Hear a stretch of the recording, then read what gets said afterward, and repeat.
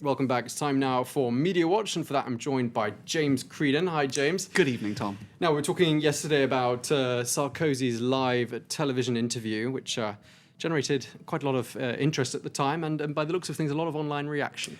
That's right. It was, I suppose, a big subject of debate in the French media this week. The way in which it was organised, the fact that it was a private production company putting it on, the fact that he was taking over 2 TV networks for over an hour with his big address to the public about the crisis. In any case, he brought in over 12 million viewers in a country of some 60 million people. That's pretty impressive. It's almost like a royal wedding. Right. They brought in a few more, but still, for French domestic coverage, that's not bad. 12 million viewers. And they're pointing out in this article on the L'Europe 1 website that it was probably a mixture of curiosity and fear that brought viewers in, fear of the crisis and curiosity as to how Sarkozy was going to deal with this show, which had created such a lot of discussion in the French media over the last week. Obviously, the fact that it was on 2 channels, as I just said, explains those high audience figures. Also, they're saying in various articles across the press, such as this one in the Nouvel Observateur, that the aim was to annihilate, to absolutely destroy the audience figures of the primary debates in France by comparison. Now, the Socialist Party, the main party of opposition, had numerous TV debates over the last month or so. The last one was this day, fortnight ago, Friday, 2 weeks ago, and it brought in 6 million viewers. That was when Martine Aubry and François Hollande faced off in the days before the final vote as to who would become the Socialist Party candidate. So 6 million viewers. Everybody was talking 2 weeks ago about what a phenomenal score that was. And now Sarkozy has double that, which I think is pretty much what he was hoping to do. Now, yes, with the presidential elections just around the corner, some people are saying this is the beginning of the campaigning. Absolutely. Even though Sarkozy hasn't officially said that he's going to be the candidate, everybody, I mean, the dogs in the street know that he will be. He's the only one who will wear the UMP party colours. Now, they're pointing out in this article online that he criticised pretty much everybody in this TV interview last night except François Hollande, who he's going to have to take on. He criticised Mitterrand, Lionel Jospin, Martine Aubry, all these bigwigs in the Socialist Party over the past 20 years for various policies, such as the 35-hour working week, such as bringing the retirement age from 62 down to 60, as Mitterrand did in the early 1980s, saying that all of this has contributed to the French deficit, which has spiralled, some would say, out of control. So Hollande, he didn't criticise, and some were saying, why is that? And, well, it's because Hollande has never been in government. He was the leader of the Socialist Party for 10 years, but he's never been a minister. And across the press, people are saying that what could have been a handicap for François Hollande is now perhaps an asset, because I suppose if you've done nothing, there's nothing to criticise.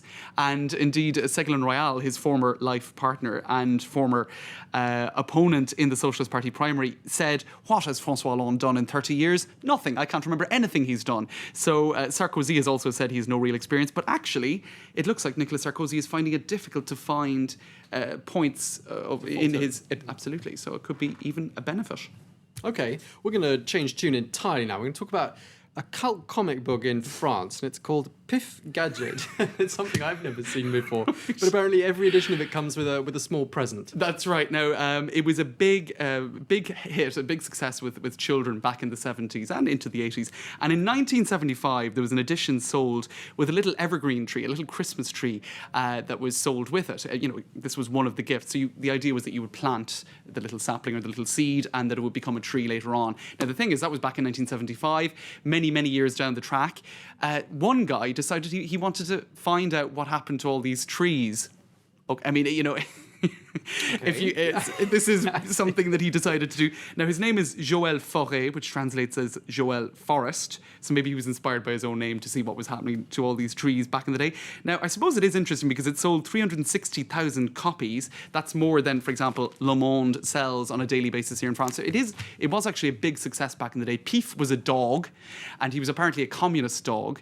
This is going back to the 70s when the Communist Party in France was getting 20 to 25% in the polls, just 4 to 5 years later, they became a part of the Mitterrand government, having 4 ministers. So it might seem odd that a communist dog and his comic book would sell so many copies, but that was France of the 1970s. A little bit strange.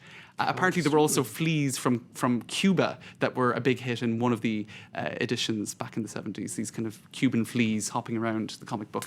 There you are. Piff Gadget. We all learn something every day.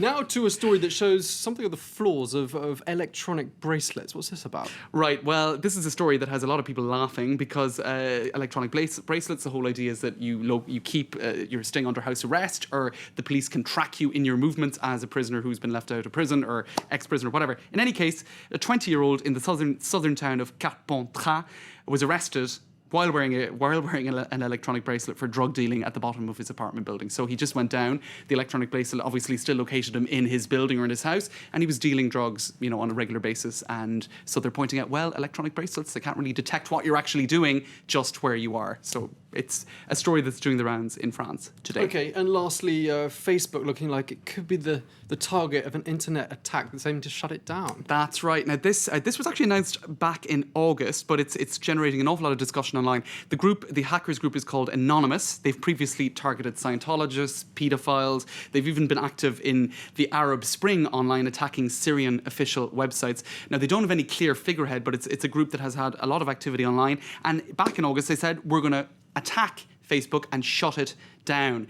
Now, since then, there's been a lot of kind of speculation as to whether or not this announcement was genuine or not, seeing as there is no clear figurehead of the organisation to question about this. And there was apparently a clarification, which also cannot be verified, which said that while they don't intend to shut down Facebook, they do intend to attack it. So we'll have to wait and see, because the date that was mentioned is the 5th of November. That is not tomorrow, Saturday, but a week from now. So we'll have to wait and see. For those of us who have Facebook accounts, absolutely. What are you going to do in your spare time? You might have to find old-fashioned Piff Gadget, maybe. Piff Gadget, that would be a good substitute. All right, James Creedon, thank you very much indeed. That was Media Watch. Well, do stay tuned, because coming up now, it's a check of everything that's got everyone blogging and clicking in the world of cyberspace. Web News starts right now.